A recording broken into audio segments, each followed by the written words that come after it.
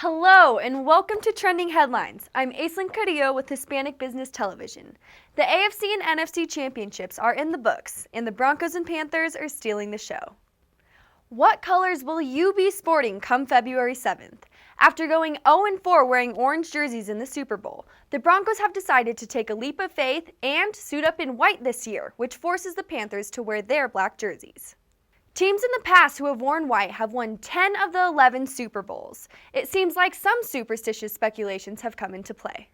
There is some research done on how color can change your mood and productivity. People associate color with emotion. I think people are taking those kinds of research stats and kind of basing it on their own personal opinions. The home team choosing to wear white is indeed a very rare occurrence. Only 4 teams have done it in the past with the collective record of 3-1. Orange is typically a warmer color and that exudes excitement and athleticism, while white is a more calm color that stands for innocence and purity. This superstitious decision by the Broncos could also turn out to be beneficial for the Panthers.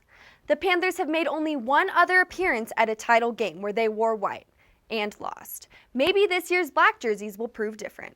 Black is a very confident color and it is often used to portray power in society. Many people believe that black is a power move, so it actually could turn out very beneficial for the Panthers in that way. Well, now is the time to start picking out your attire for this year's Super Bowl. It's just a little over a week until we see who this white jersey decision is in favor for.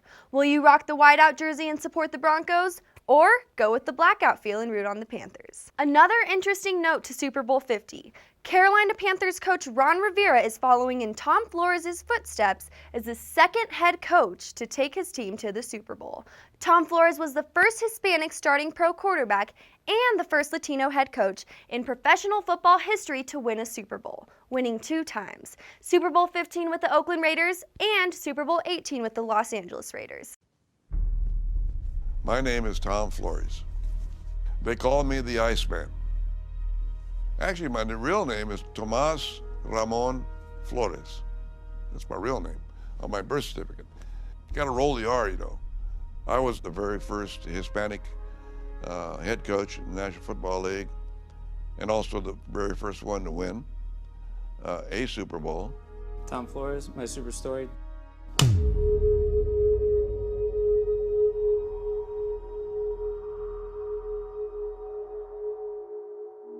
My Ditka and I are the only ones to win as a player, assistant coach, and head coach.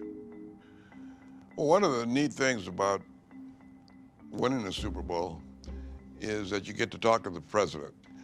And I was a backup quarterback to Lenny Dawson of the Kansas City Chiefs. Super Bowl IV, I remember Lenny Dawson in the locker room over there. They took him in the corner and he was on the phone. And I wondered, who was he talking to?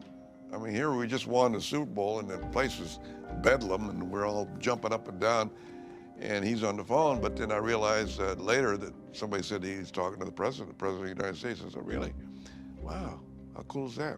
So when we won in New Orleans, Super Bowl 15, and we're all aware the hostages had just been released from Iran, and so that was a big international story.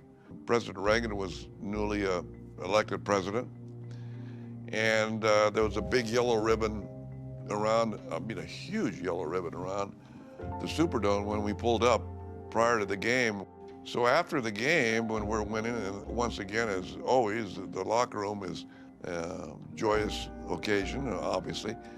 And someone, I don't even know to this day who that person was, came up and said, the president apologizes, he can't call you and talk to you because he's got other things on his plate right now.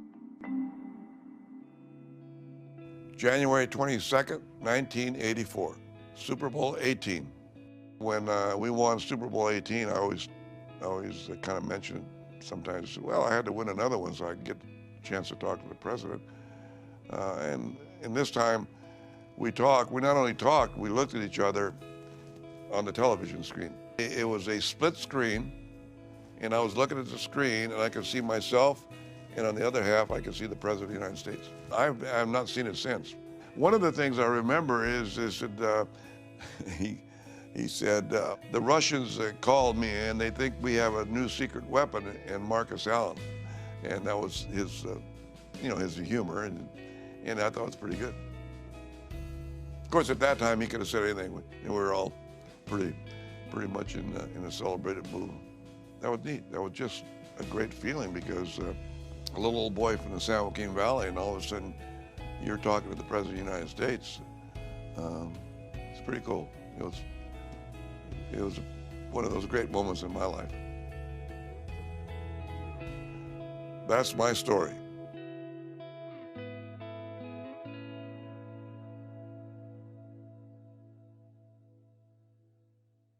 Visit me next week for more trending headlines on Hispanic Business Television. This is Aislinn Carrillo. See you next time.